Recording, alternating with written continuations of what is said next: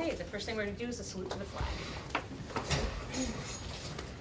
I pledge allegiance to the flag of the United States of America and to the republic for which it stands, one nation, under God, indivisible, with liberty and justice for all. Okay. Correspondence? No. None. Okay. Public comment? Marcia?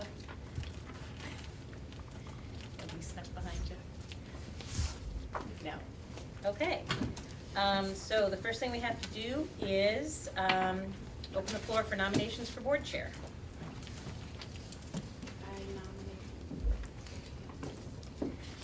Were you going to say something? Yeah, I was. Okay. I nominate Margaret Hamilton for chair. You gotta speak quickly to be saying just about any motion at all. I don't know how to use the thing. It's okay. You don't. Can we just talk You loudly? can just talk. Yeah, can just talk yeah, loudly. you can just talk loudly. Okay. I second that if we miss a second. Okay. Any other nominations? Okay. We need to move that we close nominations. Excuse me, who was the second on that, please? Matt. I Yeah. second. Okay. Okay.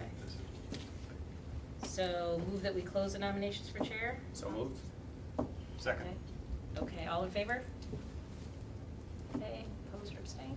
Okay, so you have your. Congratulations, Margaret. Don't raise your hands, just start Okay, all right, so we don't have to fill these out? The policy specific that you must You must complete the fill these out. ballot. Even if Oh, no okay. one, Okay. even if it's unopposed. It does say that each vote has to be done in writing, so it just gets passed down Oh, and okay. retained. Thank you. Yes. We have to give it to Marcia, so you guys can pass them all around on this one.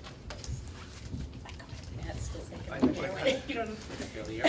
I know why. He's erasing Like, stuff, I know. How do you do that? Now he's erasing things, this is not good. Please for a second. She replies. I can't do it. I don't know if you want Margaret to see what I voted Thank you. for. Hey, Okay. All right, so now I open the floor for nominations for vice chair. And I'm in Steve Fleischman. Beat me. Okay. Second. Okay. Any other nominations for vice chair? Okay, all right. I move that we close the nominations for vice chair. Moved. Moved. Okay, all those in favor? Second, Yes. if you need a second. Okay, all right, so fill up your forms here.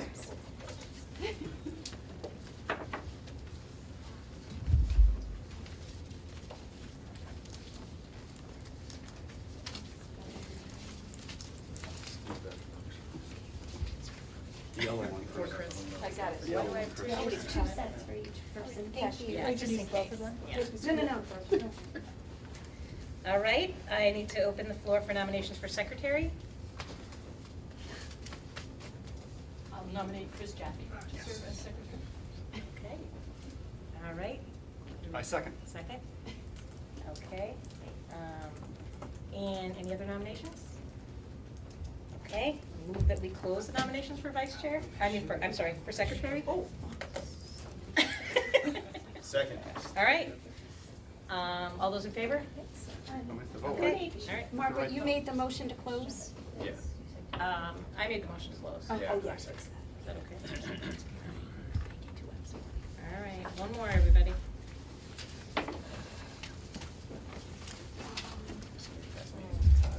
Yeah, yeah, and apparently that's it.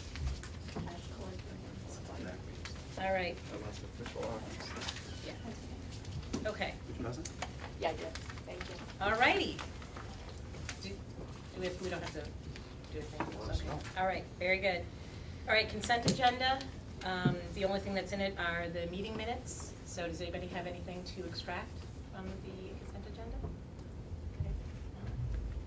Okay. Move approval. Second. Okay, second. All those in favor? Okay, great. All right, very good. PTO update. I see Bree.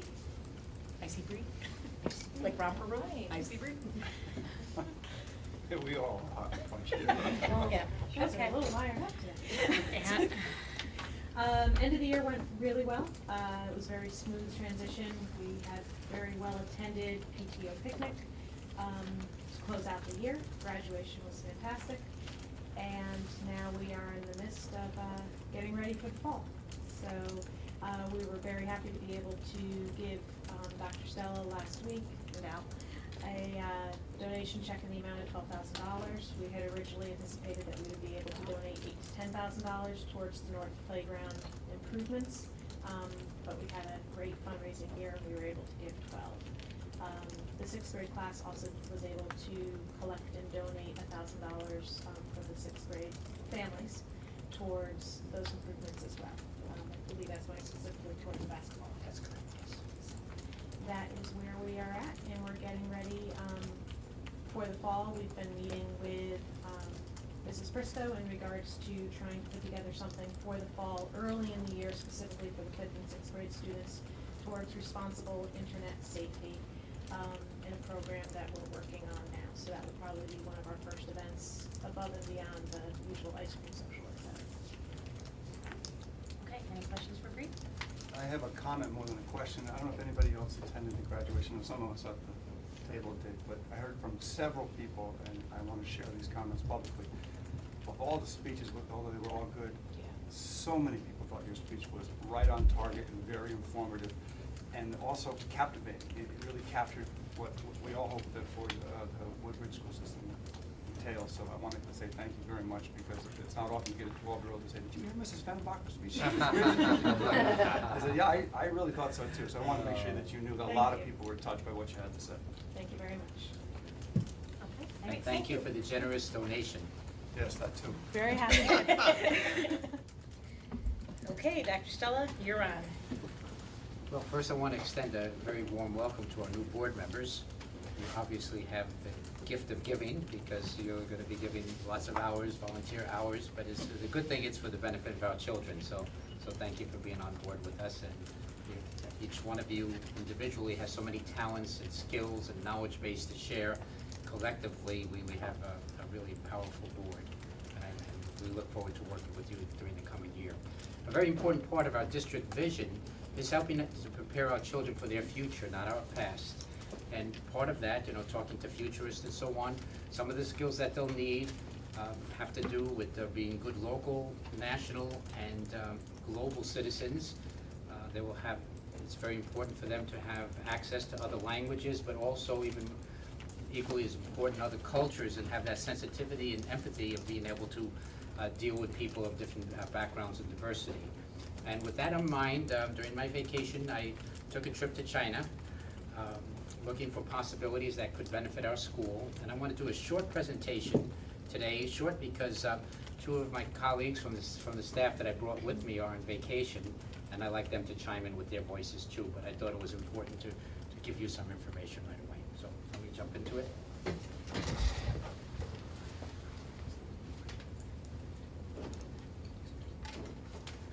As you may know, we have a sister school relationship with the school in Huzhou, China. We've had that for the past few years. I went over there with a delegation of superintendents to China, but I was assigned to that school. And we've had staff members who have followed up with visits. We've had visitation. The principals have come from there. Also, we've had many Skype conferences. We've had many visitors from China at the school. This past year alone, we had a delegation of 20 outstanding educational leaders who came for an educational conference with us at the school. We also had two principals visiting with us who stayed for a week or two. And so let me tell you the story of this trip to China. This is Dr. Fang. Dr. Fang was introduced to us by one of our leader in the community too, Dr. T. Ding, who has worked on many cultural exchanges between Yale and China.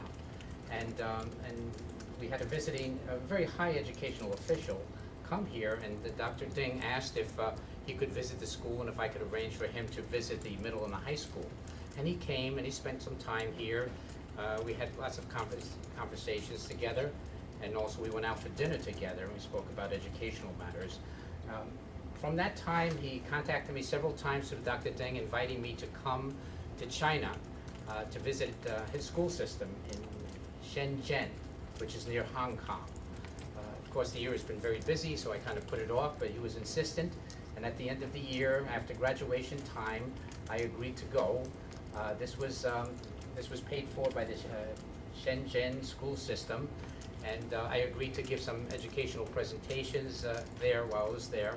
And I also brought 2 members of our staff, our assistant principal Nancy White, and also our teacher of the year for this past year, kindergarten teacher Jean Dempsey. So there's Dr. Ding at Beecher Road School outside my office. Let's take, the flight was 15 hours, so we're going over the North Pole, over Siberia to China. And after 15 hours, I guess we look a little tired. Pretty good. And that's in the Hong Kong airport. Now, okay, my slides are a little mixed up over here. This is the city of Shenzhen. It's one of the newest cities in China. It's 30 years old. 30 years ago, it was a village of 16,000 people. Today, it's a city of about 16 million people. It's a fast-moving city. It's the gateway to China. It's in economic free zones, similar to Hong Kong. In fact, when you go to Hong Kong, you go through immigration. To take the hour trip to Shenzhen, you have to go through immigration again.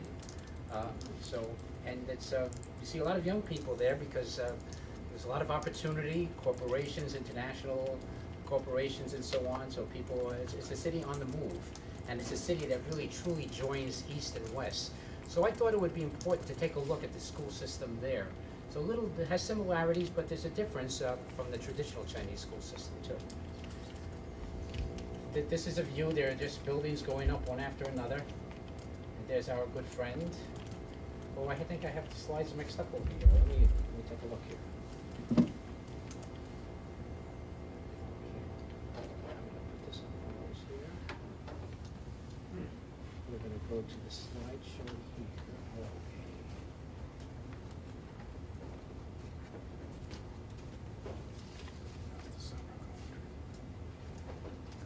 Just give me a minute, folks. You won't be sorry.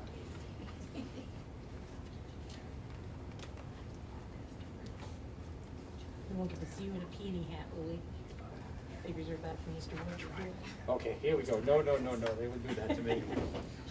Okay, so here we are in Woodbridge. Here's the flight again. We're not on yet. Oh, we're not on there. It's a good start here. There's the 15-hour flight. North Pole, Siberia. Okay, then that's the city. Okay. No, it's still the same thing, Carl. Okay. There's something wrong. It's your, This is the 715. We do the Woodbridge slide.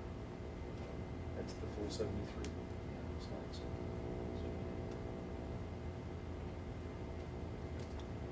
Okay, I promise you it'll work this time. There you go. There we go. Here's Hong Kong. Again, some of you may have been there. It's quite a cosmopolitan city. Very. You see lots of crowds, lots of high-name stores. Then we take an hour's trip over to Shenzhen, which is similar in some ways.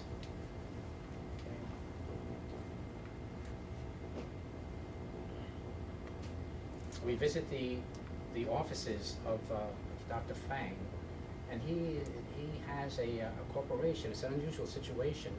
Corporation that's tied in with the school system, but it's a human resource one.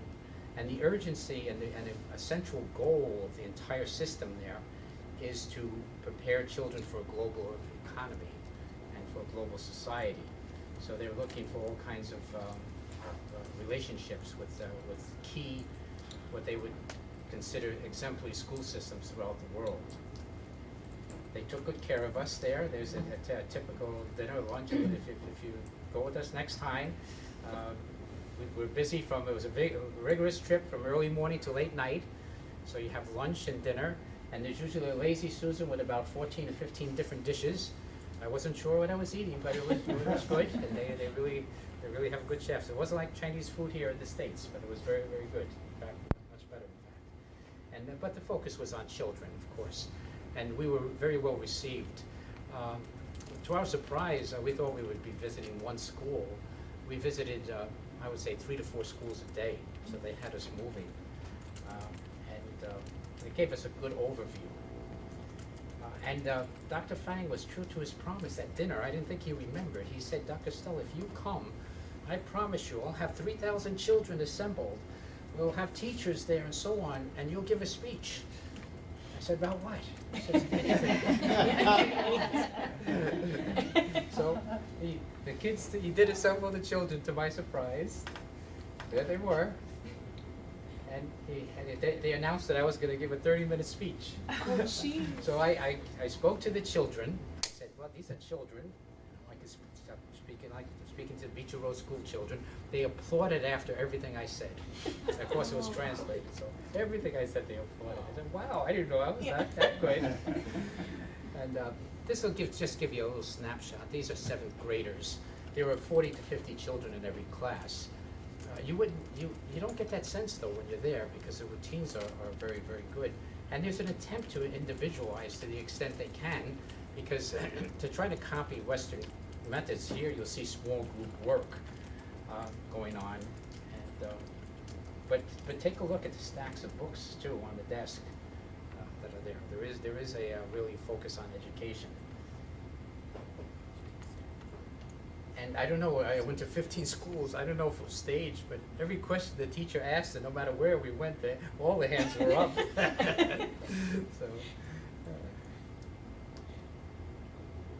and you'll notice the way of raising their hands. So. Here's another example of breaking into groups. English is taught from 1st grade on. We visited mostly at elementary school. So there was 5 periods a week from 1st grade, 40 minutes, 45 minutes of English. They take it very, very seriously. This teacher here spoke English very well. She studied within the country. She didn't travel outside. And she's saying, what's the matter? And the child, I have a cold. What should I do? Have some fruit. Go to the clinic. A whole bunch of things that they would answer. So did they use LCD screens instead of smart boards in Yes, their rooms? yes. All of them are LCD plus. And they're the children listening to the whole last lesson, but then she'd model for the whole class. That was a familiar technique. Then they would break into groups, so there was a lot of that, small group and interaction. But there was the lessons we saw, there was a rigor to it, really a rigor. The children really seemed into it. Did all the students at all the schools have uniform? Yes, they do. They all do. They all have uniforms. Now this young man is a 6th grader. He's the president of the school. His English was flawless. I asked him where he studied, which country and so on. He said, here in the school. So I'm sure he was the top student, but it was an indication of how seriously they take it and how they're looking forward to interrelationships. There's a heavy focus on academics, but also on character building. And that's pretty prominent too. Here's a little saying, you feel lost if you study without thinking. You achieve nothing if you think without study. So there was a lot of things based on Confucius, his sayings. And the arts are very, very predominant there in all the schools. And what just hits you is the perfection of everything. You can see by the dress, things like that. Now I will also mention there are separate subject teachers for everything, even from 1st grade on. There's a separate language teacher, there's a separate math teacher, English. So the children do not have one teacher assigned for that grade, for that year. And the teachers teach about, on an average, 3 classes a day, 3 40 to 45-minute classes. And so you have high class numbers, but you have a lot of time for collaboration and I guess marking papers too, because they're dealing with a lot of children. But this will give you a flavor. The arts are important. The academics are usually in the morning. At midday, everyone goes home for 2 hours to have lunch with the family and to take a nap. The teachers are insisting that the children take a nap. Through what grade? Up to the 6th grade. Yeah. They come back in the afternoon and they may have another academic subject, but then there's a heavy emphasis on the arts, physical education, things like that. The arts, you'll see art, music, but you'll see lots of drama too. And you'll see a lot of English incorporated into different types of improvisation of English-speaking plays. This here is Now, here's a trivia question. What song are they singing? Can you tell? Sure. It's Valerie Valera. This group won a citywide or a province-wide competition in English. They had those competitions in English, and they're absolutely delightful. Nancy and Jean took some video of this here, so I'd like to show it at another time. Here's their art studio. Again, they place a lot of emphasis on the arts. Then we had a chance. We did a lot of. I had to do a lot of presentations. But here we have the group of us with our Nancy and with Jean too. We visited a Saturday program and we're speaking to a group of parents. So they had Saturday programs and they were privately run programs. So here, I don't know how many TV stations I was on, whether it was local TV or closed or national or whatever, but there was always a camera in front of me. And here we're talking educational philosophy. So I had laryngitis by the end because every school I went to, it was important for us to have an exchange with the head of the school on educational views and thoughts about collaboration and things of that sort. This is the high school. We got to visit the high school.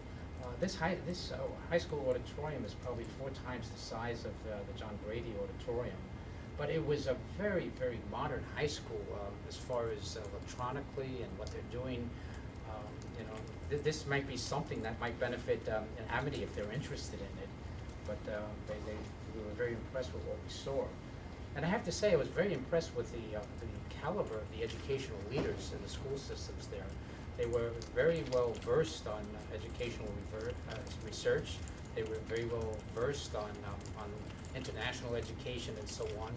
So I think there are possibilities of, the Chinese typically start their conference by in a humble way of saying we have so much to learn from you along those lines and so on. But when I look at the schools, I say it's a mutual kind of thing. We have a lot to learn too.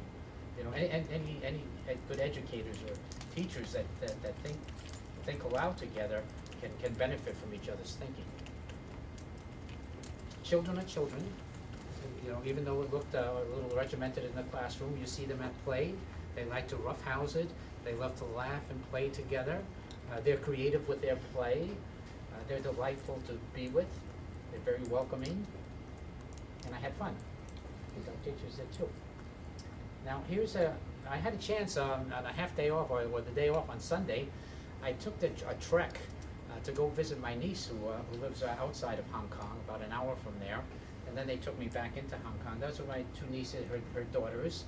And they're in 5th grade and 3rd grade. They're like Beecher Road School children. Each of them speaks 3 languages. And also they have the benefit, because of circumstances, of really interacting with children and families from other cultures. So what happens is you build up from that age the sensitivity and the empathy of dealing with people of different backgrounds and different thought systems and so on. This is part of my vision for Beecher Road School. We're a town that values education. It's going to be very, very important for our children to have that kind of advantage. We're a small town. We could be a cocoon, or we could use the richness of our population and also our connections to reach out. And that's why we made that trip, looking for that. The school system is very, very interested. It's a large school system. We have large schools. I said to one of the educational leaders, I spoke to the head of the whole educational system there. They have hundreds of thousands of children, and he had lunch with us. And I said, we're a small system. You're so large and so on. And he said, Dr. Stella, when there are good ideas, it doesn't matter how large or small. It's important to share them. And so they are interested. They wanted to sign up 15 sister schools and so on. I said, this is a getting to know you trip, and we have a school board, and I explained what a school board was too. We have a town and it's a process and so on. I said the possibilities look very, very good, but we'll talk more as the year goes on. Now, just to alert the board, our new members too, we do want to expose our children to other cultures, other systems of thinking and so on. We have a world language program at the school with a Western language, Spanish, which is almost like a second language in many parts of our country. We've tried to work hard to improve it to a proficiency model. It's still a work in progress, but we're working hard on that. Try to bring in culture too. We have things to brag about as far as what we're doing statewide. We have other areas that we have to work on. Kindergarten children only get 15 minutes a week. That's not a lot. So we have to look at it. Our first graders get a little more and so on. But we will be having 6, in teams of 2 for 3 weeks each. 6 Chinese teachers are coming from the Shandong province this coming year. And they will be with us for 3 weeks at a time. And the idea is to look at it as a pilot. There's not going to be marching bands or anything like that. They're going to blend in with our teacher teams and just give access to our children to an educator from another country, from a non-Western. And that could take on many, many, many forms. Each teacher will have their own talents, their own background on what they could offer our children. Also, we may have exploratory courses in our extended day program in Mandarin for our children, or we could have them work with our 6th graders, again, who have choices when they go to middle school. It's the idea of just bringing them closer. I left out a very, very important point that I want to emphasize a little more. Dr. Ding, a parent of two lovely daughters here at the school, who was a key person with us. He came on the trip with us. Yeah, he has done a lot of work with Yale as far as cultural exchanges, and he has his own, you might say, private foundation that's dedicated to promoting intercultural communication between the 2 countries. So he was a tremendous asset. He served as a translator, and also he was a key person who I trusted in dealing directly with So I look forward to him coming to one of our board meetings, plus Nancy and Jean, and giving their impressions of things that are. But this will just give you a taste of what we did. Yes? I'm just curious how they do language, because, you're saying a 6th grader is fluent. I mean, not even, fully proficient. Now, he might be a very bright kid. Yeah, he was But we a don't bright have any kid. fluent Spanish speakers in 6th grade, not a one. Yeah. We might have kids who can, answer how are you, hello, Yeah. but no one could talk to you. If a Spanish person came in, they couldn't converse. So is it, they just do English every single day? Is it? That's a good question. I mean, and it bears looking at it a little deeper. There was a difference between the teaching of English that I saw in the Shandong province, which was really towards the interior. There, even the English teachers had a hard time speaking English, so the quality was much different. Here you're in Hong Kong, again, it's the gateway. English, Spanish is almost a second language. English is like a second language in a sense there too. Not everyone speaks English though. And they do have some English every single day from 1st grade. And they have a highly trained teacher. And judging by the numerous English teachers that I met there, they are highly trained, and they were very competent in English. So you have that every day. I'm sure he was the brightest of the bright children that was there, but I was impressed. That was an aha to me too, and something worth looking at.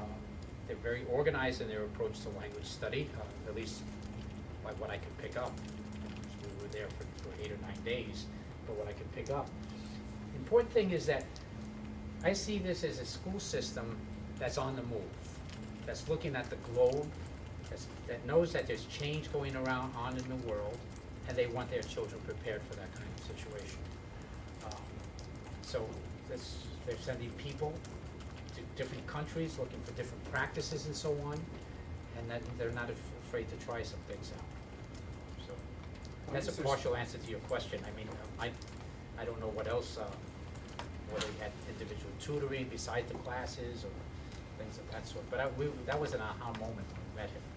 And you said that they do a 2-hour break in the day. What time do they start in the morning, and what time do they, when they come back in the afternoon, and how long are they there until? Yeah, well, now what I tell you might vary a little bit here. What I picked up is that they could get there early in the morning and do their exercises to start the day.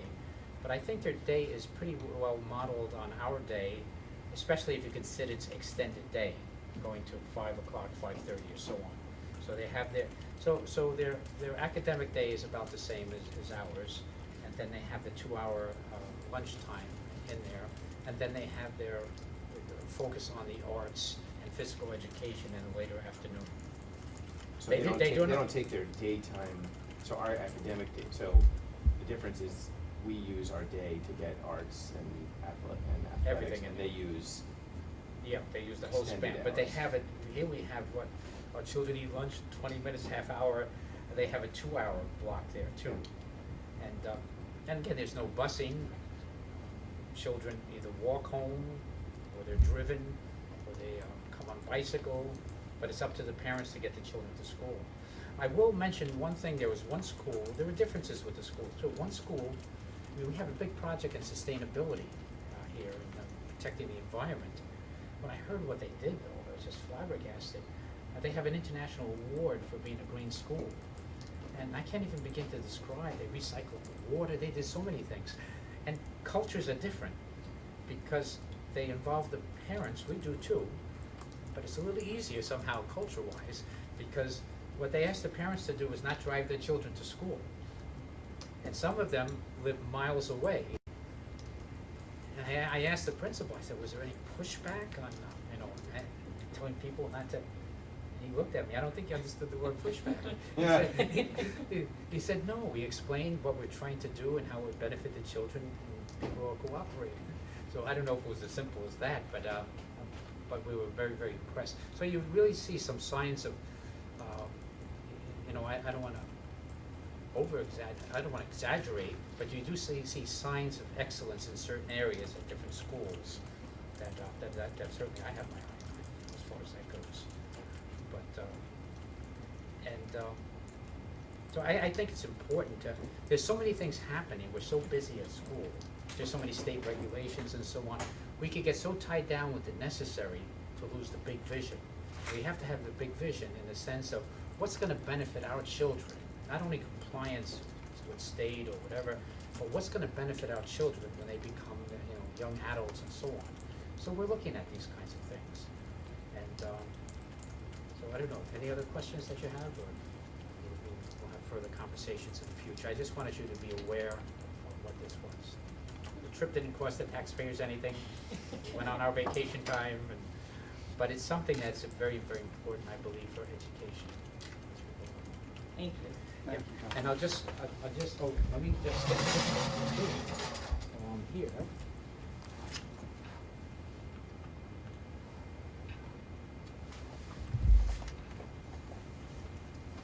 Here's the proof. See that big smile on my face there? Al Pulo has a bigger smile. Check for $12,000. Well, what are we doing with that? The board was really helped us gain so much momentum last year with all the projects going on at the school. And what's going to happen is, on August 9th, we're going to be working on the playground area right by the primary. Right, same. It's badly in need of repair. It's going to be paved, and also the feeding lanes from the school out there are going to be paved too. And we might be able to, there are going to be new basketball hoops and poles too. And we may be able to do something to enhance the playground at the same time. So we're very appreciative to the Parents Association and to the school board for their support with this here. And it'll give us an opportunity. Hopefully we'll have this ready for our children as they begin the new year, and we'll start taking a look at our kindergarten playground. And I did want to mention that our summer programs are off to a very, very good start. This is the school that never sleeps. Come in and see. We have 5 different, I may have lost count, but I think 5 different summer programs going on. The recreation program, and we work hand in hand with them.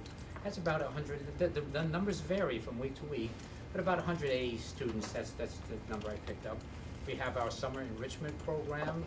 I misstated it at the Board of Selectmen, and they have about 150 children attending that. Our extended day in the afternoon has about 80 to 85 children. Mrs. Nacuzzi is here. She's the head of our summer clinic, reading clinic, and we have 23. It's a very children there. It's a very focused program, and we have a special ed program too.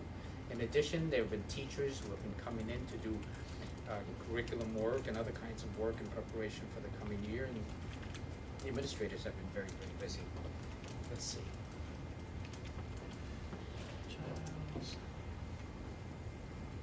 That's it for my report. Okay, thank you. Okay, Facilities Committee obviously did not meet. The Building Committee did not meet. The minutes from last meeting, Sheila had mentioned there's a meeting on the 19th. So the Building Committee is meeting on the 19th again to get the security audit that was done. It was kind of a in addition to the building project, you know, after they presented the project that was here, the town asked them to do a security audit, so they're gonna get the results of that on the 19th, I think, whatever Friday is. Are we getting someone else on the building committee? I did speak to Ellen Skeletar and mentioned that Sheila is no longer a Board of Ed member, so she's gonna get back to me on that. But we don't have a Board of Education member on the building committee right now. I do go to all the meetings, as does Dr. Stella now. So, but they haven't met since I talked to her. Policy didn't meet, and finance. Steve, reports to do all together here. All right. Al? Want to take it away, Al? Since In your packet this evening is an abbreviated packet than the typical month end.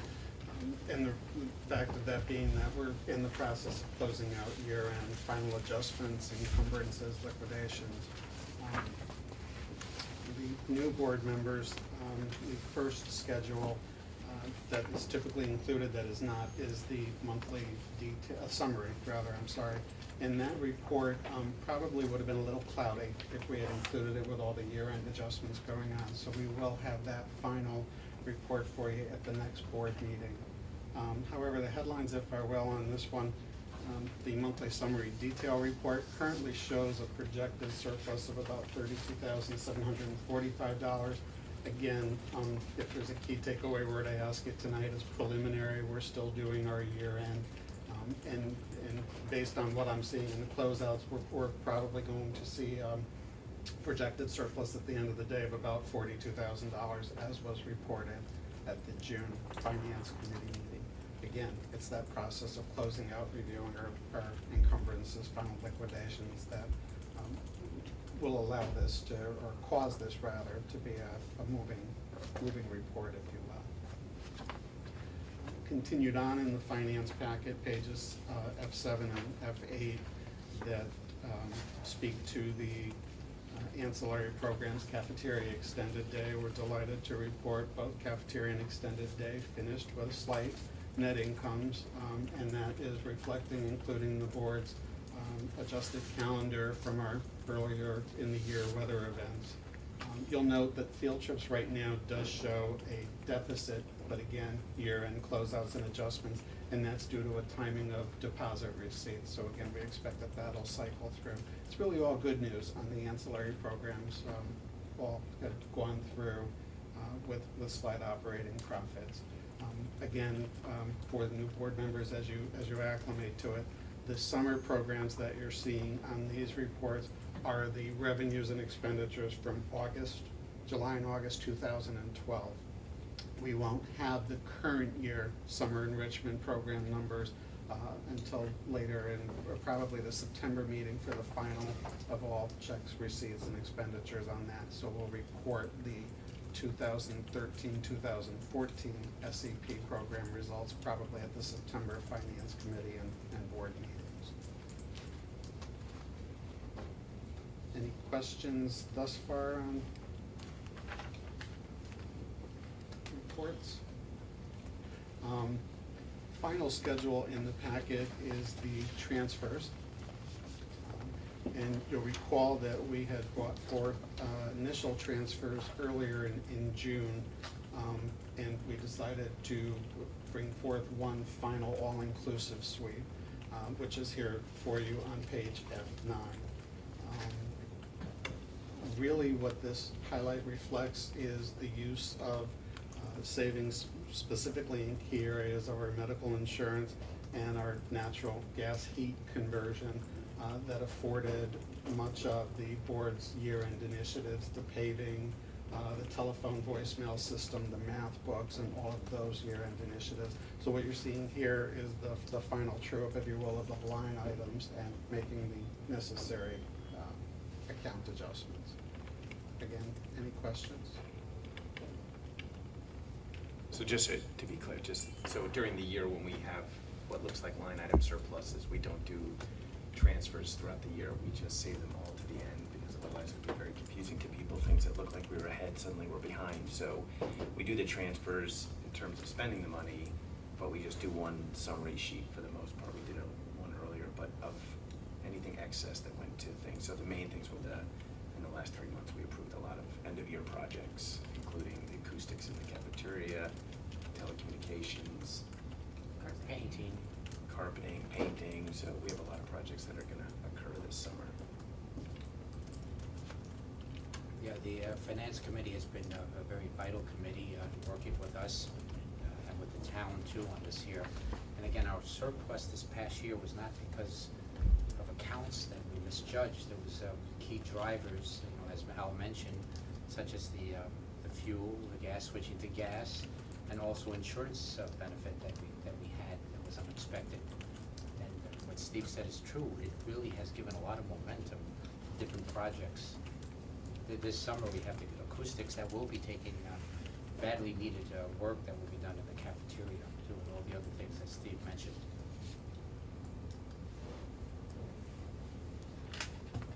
Okay, so we need to approve those reports. Yeah, could you please do them in- So move that we approve the 2012-13 Board of Ed preliminary monthly detailed financial report ending June 30th, 2013, F2 through 4, submitted by the Director of Business Operations. Second. Okay, any other questions? Yeah, all those in favor? Okay, opposed, abstained, okay. All right, move that we approve the 2012-13 Board of Ed preliminary combining financial statements ending June 30th, 2013, F7 to 8, as submitted by the Director of Business Operations. Second. Discussion? All those in favor? Okay. Great. And then finally, move that we approve the transfers in the 2012-13 operating budget as presented by administration. Second. Any questions? Okay, all those in favor? Okay, great. All righty. Okay, so CABE liaison, that was Sheila McCrevern. I don't know if anybody has thought about CABE liaison. They meet monthly, and then we get a summary report here at the meeting. Lisa, you're interested? Okay. Anyone else? All right, Lisa. Way to go. Thank you, Lisa Gus. Okay. All right, and then our ACES liaison was David Bernard, so we are looking for an ACES liaison as well. And this is, again, a monthly meeting, although we have a very small population, in ACES. We are part of the organization, and we try to attend the meetings. Those are during the day as well. I know the CABE ones are during the day. So do we have anybody interested? We can have people think about it, you don't have to pick somebody tonight unless somebody's interested. What was the day? It's like Thursday, is it? I believe it's Thursday from 12 to 2. Yeah, it's a little bit of a tough time, but it's once a month. And if we need to, we can switch off, we can each attend one, 9 of us, 5 months, and give a report, so. Okay, all right, so we'll hold on that, all right. The one thing that's not on the agenda is the committees. We need to talk about the committees a little bit. We have 3 committees that meet, finance, policy, and facilities. And we need 3 board members to serve on each committee. So what I'd like you to do is, since we have extra pieces of paper, just take one of the pieces and write 1, 2, and 3. We really do need people to prioritize 1, 2, and 3, the committees you want to be on, because we can't have everybody on a single committee. You are welcome to come to any meeting, okay? These are public meetings. If you really are interested in policy and are serving on another committee, you absolutely can come to every policy, meeting, okay? So if you could just do 1, 2, 3, and then pass them up here, that would be great. Okay. And public comment? Marsha, please. Thank you.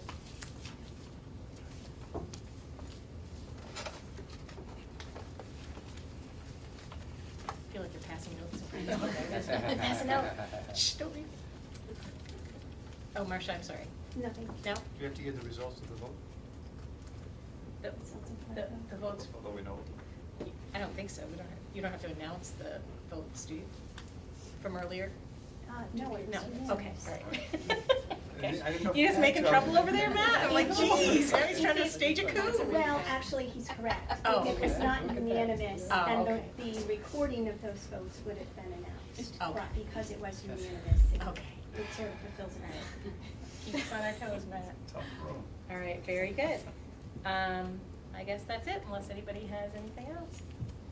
Just to let you know, Oh, yeah, I'm so sorry, yeah. David Bernard is obviously not here. He moved out of town, and when you move out of town, you can no longer serve on the Board of Education. Pardon? Yes, and I don't know if everybody's met Emily Melnick. She's our new Board of Education member, filling in for David Bernard for the remainder of his term. Okay, so, welcome. That's a good thing. All right. Move adjournment.